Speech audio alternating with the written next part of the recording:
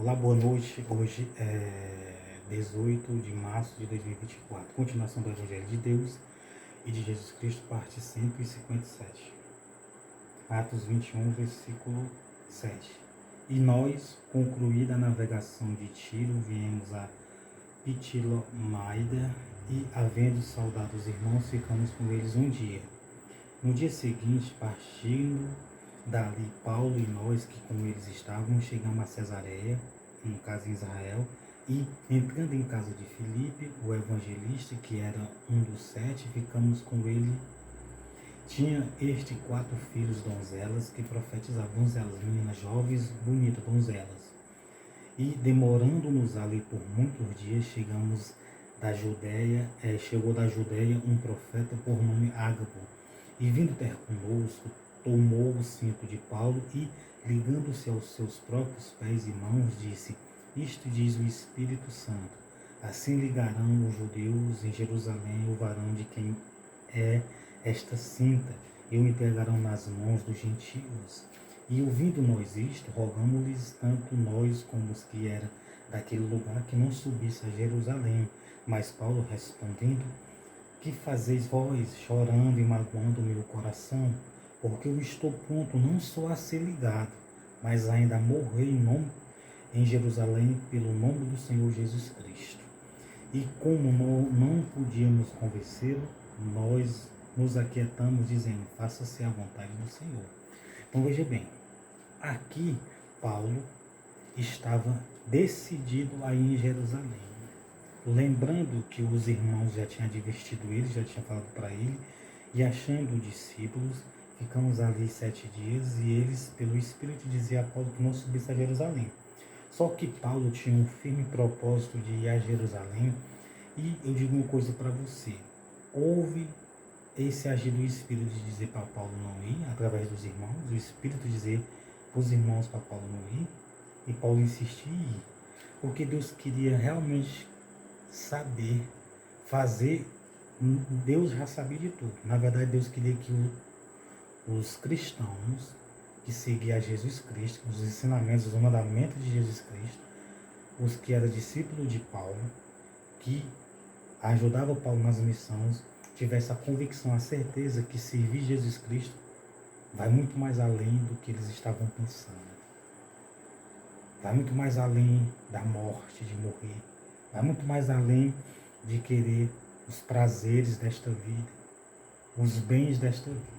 Olha só, Paulo quis passar para eles uma convicção, e eles iam passar por situações que eles tinham que ser isto, que eles tinham que ficar firmes, e não simplesmente só ser ligado, mas até morrer em Jerusalém, pelo nome do Senhor Jesus Cristo, em qualquer outro canto do mundo.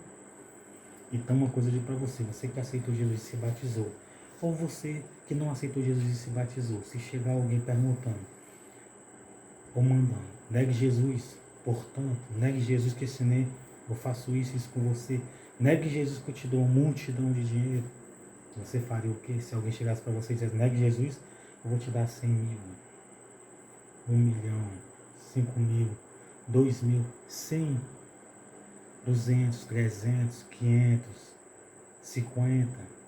Muitos estão fazendo isso, recebendo suborno para atrapalhar a vida dos outros. É a mesma coisa que negar Deus, Jesus, e simplesmente assinar ali o seu passaporte para o lago que arde com fogo com enxofre. Não faça assim você.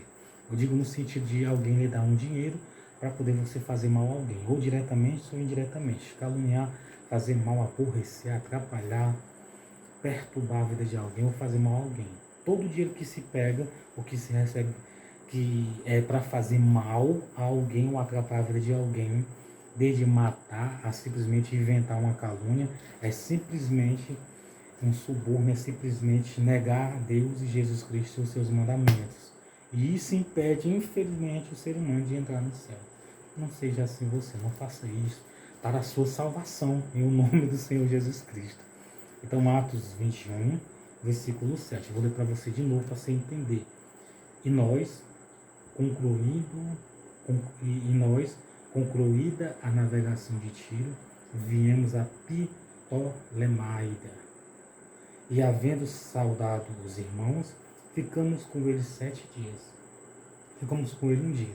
Então ele sempre ficava um dia, 7 dias, 5 dias, alguns dias, alguns meses, mais de ano, tudo orando, lendo a palavra de Deus, a Bíblia Sagrada, as Escrituras Sagradas, orando e ensinando o Evangelho. A missão deles era essa. E para que isso? Para a salvação das pessoas, para as pessoas terem o conhecimento do Evangelho. Você saber que se a pessoa não ouvir, se a pessoa não ler, se a pessoa não abrir o coração, se a pessoa não querer, simplesmente a pessoa não entrará, não aceitará Jesus, não se batizará e não seguirá os mandamentos, os ensinamentos de Jesus Cristo. A pessoa tem que crer, tem que ler, tem que ouvir e tem que seguir para conseguir a salvação. Se você não crê, como é que você vai conseguir a salvação? Se é através de crer. Se você não segue os mandamentos, como é que você vai fazer a vontade de Deus que vai garantir a sua salvação? Ou eu? A palavra é para nós, é para todo mundo, não é só para uma pessoa não. Então veja bem o que aconteceu. No dia seguinte, partindo dali Paulo, e nós que com ele estávamos, chegamos a Cesareia. Cesareia dentro de Israel. E entrando em casa de Filipe, o evangelista, que era um dos 7, ficamos com ele. Um dos 7 que estava com eles. Tinha 4 filhas donzelas que profetizavam. Então o Filipe era um homem de Deus, aceitou Jesus, se batizou um cristão. Ele tinha 4 donzelas. Essas 4 donzelas, elas eram mulheres de Deus. Mulheres de Deus. Elas profetizavam, elas profetizavam sobre o Espírito de Deus. Elas profetizavam direcionadas pelo Espírito de Deus, por Deus e por Jesus Cristo, por o Pai Celestial. E as coisas aconteciam. E às vezes muitas das profecias eram revelações do que Deus ia fazer na vida de alguém e do que Deus ia fazer em lugares ou na continuação da salvação para as pessoas de cada ano, de cada século e de cada milênio. No caso, está com 2 milênios desse tempo para cá. E é porque Paulo era, segundo o historiador, Paulo era mais novo do que Jesus. Pouca coisa. Aí se diz que aqui foi uns 34 anos depois de Jesus. Segundo os historiadores, né? Que eu já estudei, já li. E demorando-nos ali por muitos dias, e demorando-nos ali por muitos dias, então eles demoraram muitos dias lá em Cesareia. Chegou da Judéia um profeta por nome Ágabo. Então chegou da onde? Da Judéia. Então Israel sempre tinha profeta, profetiza, homens de Deus, mulheres de Deus. Então chegou o profeta. Quando o profeta chegou, o profeta viu Paulo, viu os demais, e veja o que foi que o profeta fez. E vindo ter com eunosco, tomou a cinta de Paulo, e ligando-se os seus próprios pés e mãos, os próprios pés e mãos de Paulo, não, nós temos que entender o contexto. Ele está dizendo, pega nas suas próprias mãos, seus próprios pés, quem? O profeta. E vindo ter conosco, tomou a cinta de Paulo, a cinta de Paulo, e ligando-se os seus próprios pés e mãos. Então o profeta se abaixou, amarrou nos pés dele, aí enrolou na mão dele. Assim. Disse, isto diz o Espírito Santo. Assim ligarão os judeus em Jerusalém o varão de quem é este sim, e o entregarão nas mãos do gentio. Então todos entenderam que era Paulo que ia ser entregue, né, pelos judeus na mão dos gentios. E isso aconteceu. Depois ele voltou de novo para Roma, por um bocado de canto. E nesse canto que ele voltou, foi bom, foi ruim, foi bom, foi ruim, mas foi bom e foi mais do que bom.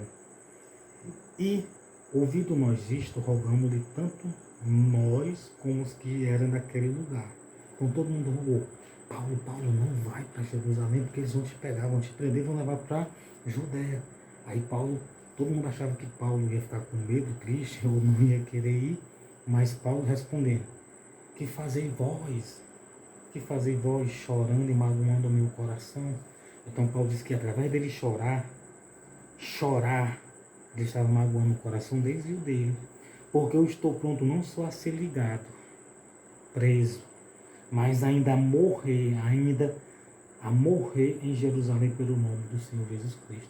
Tem gente que não tem coragem de deixar, de mentir, de caluniar, de aborrecer os outros, de atrapalhar os outros, de mandar atrapalhar, de mandar fazer mal.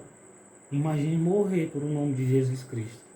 Tem gente que não tem coragem nem de parar de mentir, de aborrecer os outros. Não quer nem parar de mentir, de atrapalhar a vida dos outros. De tentar destruir a vida dos outros, quanto mais morrer, mas vão morrer. Porque a horrenda coisa é cair na mão do Senhor Jesus Cristo. Se te quiser tirar a glória de Deus, se quiser atrapalhar a glória de Deus, se quiser atrapalhar a manifestação de Deus e de Jesus Cristo, simplesmente Deus fará o mesmo que fez com Herodes. O anjo vai fulminar a pessoa. O anjo do Senhor tocou em Herodes, Herodes foi comido de bicho. O anjo, horrenda coisa cai na mão de Deus. Tem pessoas que vai ser fulminada por Deus.